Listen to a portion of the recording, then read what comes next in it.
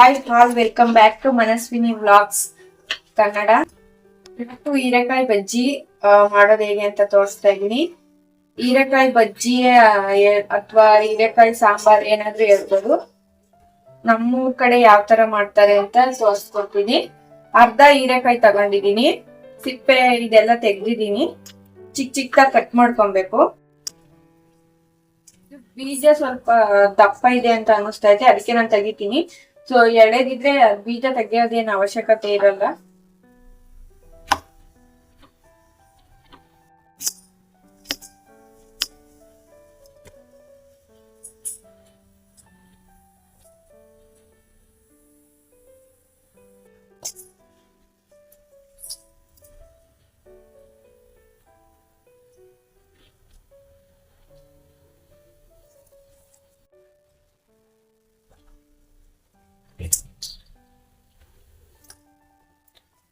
ಇದು ನೀರು ಹೀರೆಕಾಯಿ ಬೇಯಕ್ಕೆ. ನಿಮ್ ಮನೇಲಿ ಎಷ್ಟ್ ಜನ ಇರ್ತಾರೆ ಅದು ನೋಡ್ಕೊಂಡು ನೀರ್ ಇಟ್ಕೊಬಹುದು. ನಾನು ಇಲ್ಲಿ ಕಟ್ ಮಾಡಿ ತೊಳೆದಿಟ್ಕೊಂಡಿರೋ ಹೀರೆಕಾಯಿ ಹಾಕ್ತಾ ಇದ್ದೀನಿ. ಒಂದು ಟೊಮೊಟೊ ಇಟ್ಕೊಳ್ಳಿಕ್ಕೆ,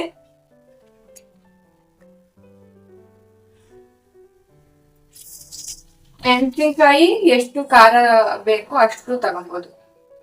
ನಾನು ಒಂದ್ 7-8 ಮೆಣಸಿನ್ಕಾಯಿ ಹಾಕಿದ್ದೀನಿ. ಇದು ಬೇಯ್ಬೇಕು.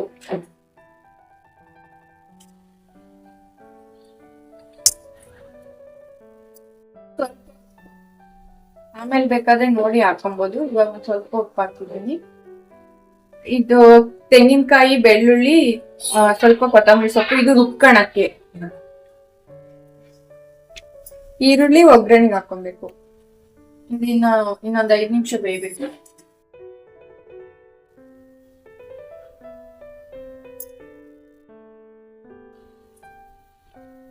ಇದು ಪೂರ್ತಿ ಬೆಂದೈತೆ, ಬೇರೆ ಹಾಕಬೇಕು.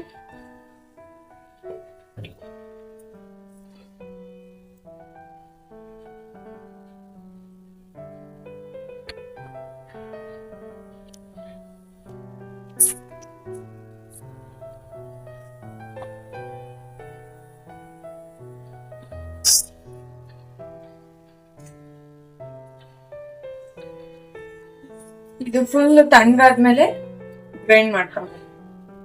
ಇದು ತಣ್ಣಗಾಗಿರೋದೆಲ್ಲ ಗ್ರೈಂಡ್ ಮಾಡ್ಕೊಬೇಕು.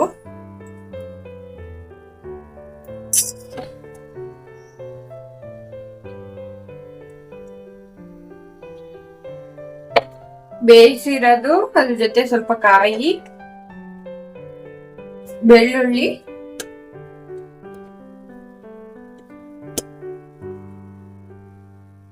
ಕೊತ್ತಂಬರಿ,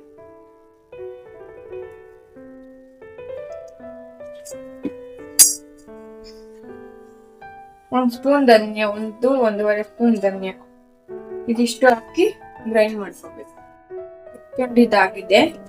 ಈಗ ಒಗ್ಗರಣೆ ಮಾಡ್ಕೊಂಡು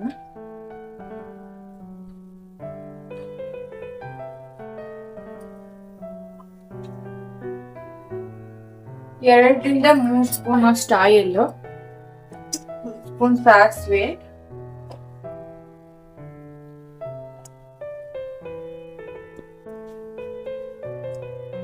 ಒಂದ್ ಸ್ಪೂನ್ ಅಷ್ಟು ಜೀರಿಗೆ. ಸಾಸಿವೆ ಸಿದ್ಮೇಲೆ ಒಂದು ಈರುಳ್ಳಿ, ಕರಿಬೇವು,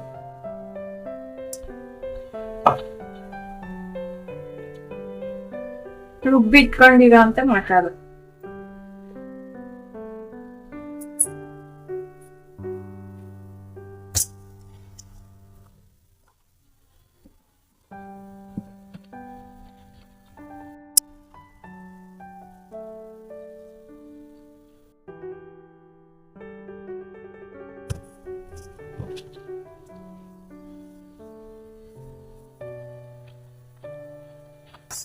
ಮತ್ತೆ ಇದು ಬಸ್ತಿ ಹೀರೆಕಾಯಿ ಎಲ್ಲ ಬೇಯಿಸಿ ಬಸ್ತಿ ಇಟ್ಕೊಂಡಿರೋ ನೀರು. ಇದು ಮುದ್ದೆಗೂ ಸೂಪರ್ ಆಗಿರುತ್ತೆ ಫ್ರೆಂಡ್ಸ್, ಮತ್ತೆ ಬರೀ ಅನ್ನಕ್ಕಾದ್ರೂ ಸೂಪರ್ ಆಗಿರುತ್ತೆ. ಇದ್ರ ಜೊತೆಗೆ ಸೈಡ್ ಡಿಶ್ ಏನಾದ್ರು ಇದ್ರೆ ಇನ್ನ ಸೂಪರ್. ನೀರ್ ಎಷ್ಟು ಬೇಕೋ ಅಷ್ಟು ನೋಡಿ ಹಾಕೊಬಹುದು. ಇದು ಒಂದ್ 2 ನಿಮಿಷ ಕುದ್ರೆ ಹೀರೆಕಾಯಿ ಬಜ್ಜಿ ಸಾಂಬಾರ್ ಏನಾದ್ರು. ಈ ಟೈಮಲ್ಲಿ ಸ್ವಲ್ಪ ಉಪ್ಪು ನೋಡಿ ಹಾಕೊಬಹುದು.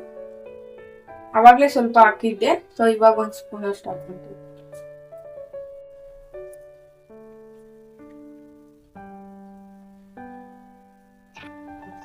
ಇದು ಇವಾಗ ಚೆನ್ನಾಗಿ ಕುದ್ದೈತೆ. ಇಷ್ಟು ಕುದ್ರೆ ಸಾಕು ಫ್ರೆಂಡ್ಸ್. ಮುದ್ದೆಗೆ, ಅನ್ನಕ್ಕೆ ಎಲ್ಲಕ್ಕೂ ಸೂಪರ್ ಆಗಿರುತ್ತೆ. ಆಫ್ ಮಾಡಿದ್ರೆ ಹೀರೆಕಾಯಿ ಬಜ್ಜಿ ಸಾಂಬಾರ್ ರೆಡಿ.